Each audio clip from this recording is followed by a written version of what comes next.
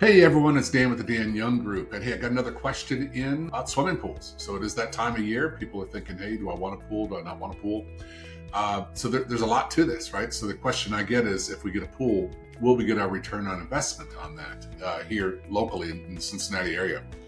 A lot has changed since COVID. Right before COVID, pools definitely did not add to any kind of saleability. In fact, there used to be a chart where you look at the chart and say, okay, up north all the way down south. Obviously, the farther you go down south, the more value a pool had, et cetera, et cetera.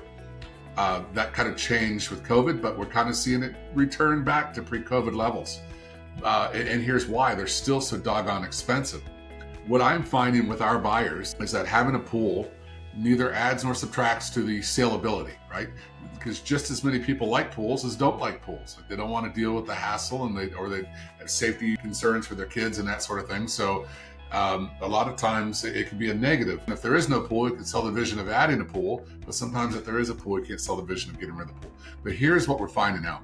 So if you look at the cost range can be anywhere from $35,000 to $100,000 when you're adding a pool in this region, but often you only get about 3 to 7% of the value back on that home.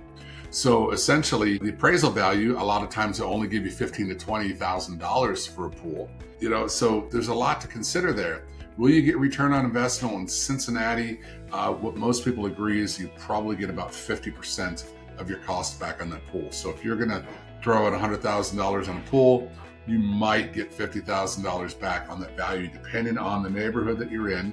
If everyone else has a pool, that sort of thing, and you don't, that's a factor. There are tax consequences, don't forget that. You put an in-ground pool, you're going to be taxed on that. Your property taxes are going to go up.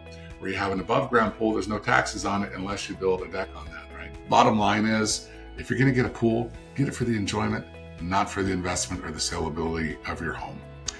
So there's some statistical information and some anecdotal information for you.